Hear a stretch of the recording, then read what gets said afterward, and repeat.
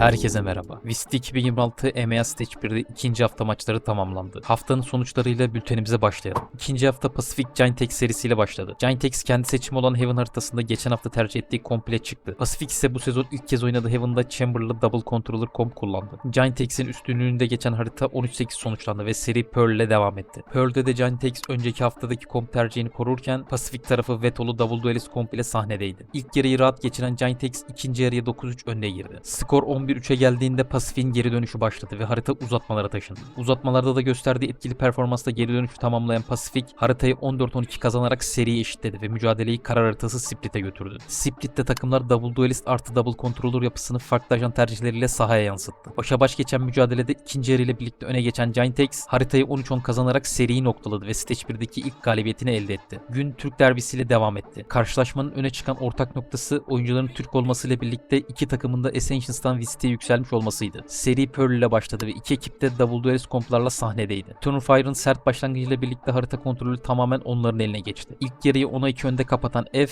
haritayı da 13-6 kazanarak seride 1-0 öne geçti. Seri Split ile devam etti. Bu haritada BBL tarafında Larok geçen hafta tercih ettiği Neon yerine Raze ile oynadı. Eternal Fire ise Double Duelist artı Double Controller komp tercih etti. Bu kez Split'e daha iyi başlayan taraf BBL oldu ve ilk yarıyı 8-4 önde kapattı. Ancak ikinci yarı ile birlikte oyuna ağırlığını koyan Eternal Fire skoru tersine çevirerek haritayı 13-10 kazandı ve seriyi 2-0 ile noktaladı. Bu sonuçta Eternal Fire Stage 1'deki ilk galibiyetini alırken BBL ise EMEA sahnesinde bu sezonki ilk yenilgisini yaşamış oldu. İkinci gün Fnatic Vitality serisiyle başladı. 5 yıldır farklı kadrolarla mücadele eden bu ekip arasında değişmeyen tek şey kazananın Fnatic olmasıydı. Seri Fnatic'in seçimi Split ile başladı. İki takım da Double Duelist komp tercih ederken Vitality bu sezon ilk kez Split haritasında sahne aldı. İlk yarısı dengeli geçen haritada Fnatic ikinci yarıda oyunun kontrolünü ele geçirerek 13-11'lik skorla seride 1-0 öne geçti. Seri Breeze ile devam etti. Fnatic geçen haftaki kompunu revize ederek Aiso yerine KO'yu tercih ederken Alphajar Viper'a geçti. Vitality ise turnuvadaki ilk Breeze haritasında rakibi gibi Double Controller artı Double Initiator komp ile oynadı. Fnatic kontrolünde geçen haritada 13-10'luk skorla galip gelen taraf yine Fnatic oldu ve seri 2-0 tamamlandı. Böylece Fnatic'in Vitality karşısındaki 5 yıllık yenilmezlik serisi de devam etti. Günün diğer serisinde ise Liquid ile Heretics karşı karşıya geldi. Sezonu beklentilerin altında başlayan Heretics bu maç öncesi kadro değişikliğine giderek sezon başına transfer ettiği comeback ile yollarını ayırdı. Yerine Litvanyalı Koşmaras'ı kadroya kattı. Bu değişiklikle birlikte Wood ana duelist rolüne geçerken Koşmaras ikinci duelist olarak konumlandırıldı. Seri Pearl ile başladı ve iki takım da önceki komplarını koruyarak sahneye çıktı. Rakibin haritasında daha rahat bir performans sergileyen Liquid 13-10'luk galibiyetle seride öne geçti. Bind haritasında Heretics aynı komp yapısını sürdürürken Liquid tarafı Veyle yerine Phoenix tercih etti. Bu haritada da istikrarlı oyununu sürdüren Liquid 13-8 kazanarak seriyi 2-0 kapattı. Eski Heretics oyuncusu Minibu eski takımına karşı ikinci sınavını da kazanırken Heretics cephesinde Minibu sonrası düşüş devam etti. İkinci haftanın son gününü Foot Navi serisi açtı. Seri Navi'nin Fracture tercihiyle başladı. Bu seçimle birlikte Fracture 327 gün sonra EMEA sahnesine geri dönmüş oldu. Temsilcimiz haritaya Double Duelist komp ile çıkarken Navi Chamber'lı Double Controller komp tercih etti. Kendi seçtiği haritada hata yapmayan Navi 13-9'luk skorla seride 1-0 öne geçti. Seri Bind ile devam etti. Foot tarafı bu haritada önceki Veyley tercihini Raze ile değiştirirken Navi aynı komp ile sahnedeydi. İkinci yarı ile birlikte oyuna daha iyi adapte olan Foot kontrolü ele alarak haritayı 13-9 kazandı ve seriyi karar haritası Split'e taşıdı. Split'te Flu 4 maçtır sürdürdüğü Chamber tercihinden vazgeçerek Raze'e geçti. İlk yarısı dengeli geçen haritada Foot ikinci yarıda kusursuz bir performans sergileyerek rakibine round vermedi. Haritayı 13-6 kazanan temsilcimiz seriyi de 2-1 kapatarak Stage 1'deki ikinci galibiyetini elde etti. Hafta Gentlemates Carmine Corp serisiyle kapandı. Seri Fracture ile başlarken Casey tarafı Veyle ile Double Initiator komp tercih etti. Gentlemates cephesi de tek duelist artı Double Initiator yapısıyla sahneye çıkarken Martin'in veto tercihi dikkat çekti. Fracture haritasının 13-9 kazanan Gentlemates seride 1-0 öne geçti ve seri Heaven ile devam etti. Geçtiğimiz hafta iki takımın da Heaven'da mağlup olması nedeniyle komp tarafında değişikliklere gidildi. Gentlemates tek duelist yapıya geçerek Martin'in veto tercihini sürdürürken Casey tarafında Smoker rolündeki Doshya'nın Neon'a geçmesi öne çıkan değişiklik oldu. Dengeli başlayan Heaven'da ikinci yarı ile birlikte oyunun temposunu arttıran Casey 13-9'luk skorla seriyi eşitledi ve mücadele Pearl haritasına taşındı. Karar haritasında Gentlemates önceki komp yapısını korurken Casey Astra ve Fate dışında tüm ajanlarını değiştirerek Double Smoker artı veto içeren farklı bir komp ile sahne aldı. Ancak birçok soru işareti barındıran bu tercih istedikleri sonucu vermedi. Gentlemates haritayı bir kez daha 13-9 kazanarak seriyi 2-1 kapattı ve Stage 1'deki ilk galibiyetine ulaştı. Ne ki Split'in kritik anlarında takımına roundu getiren isim oluyor. Kraven,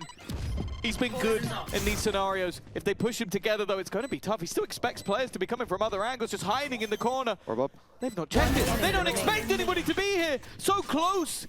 And now running through with the shorty in hand. But he thinks thinks it's a fake. He thinks it's a fake. And now gets it all the way to half. He's gonna take goes this. back on Surely the rest of the team are too far out this round. Maybe not. Necky's going to go running in. He's trying to get ahead of it. The shot's not connecting. Kills one. For Necky. And even has to seize.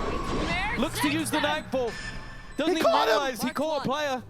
And there's still one on this corner, another for Necky, leaves it all onto the man with the judge, and he's still going for it. But the defuse is underway, he needs to move, he needs to run, and he's not in the right position at all. Necky's gonna win it. This is just insane. Oh my god. That adjustment under the player on pillar. Loida. Nice, that's a It probably feels like he faced a cheater. Guys sound. Kayak sinsice oynuyor. Boster zekasıyla bitiriyor. Through, they're now running past. They don't realize that there's still a man behind them, but they've dealt with one. He's got to be careful, though, that there isn't another player behind, which there is, but he's managed to get past him. So many targets for him to try and face off against. Spike dropped, but more needed and more delivered. Kayak going for extra, but it's now left all on to Boaster.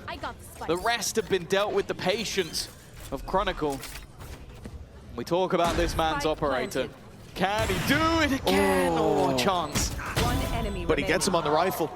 And now we're down to a 1v1. Chronicle versus Boaster. We saw it with Durka earlier on, and needless to say, he was thrilled to win it. Snakebite lands, Boaster doesn't have an angle. He taps it though. As the Viper's pick goes down, Kron closing in the distance, but that doesn't cover the spike. He'll still have to step out to get towards it, and he can't spam, has to step into the bubble. Boaster showing him that he's got it to happen. He's gonna stick it right under his nose. Bravado from the big boss, Boaster.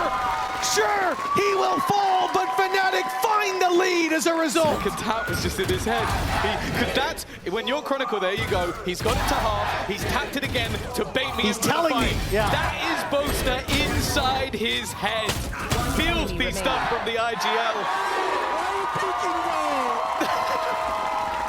Why are you peeking at 2v1, bro? Kardeş bu abisine bıçak atma konusunda hiç tereddüt etmiyor. That's not nice. That's It's a your brotherly brother. love. Yeah. Yeah, of course They it look very easy. Smiles all around. Brilliant position in terms of this first ult cycle. Probably why we're going to see a Heretics timeout Last here. player standing. Just a little shrug.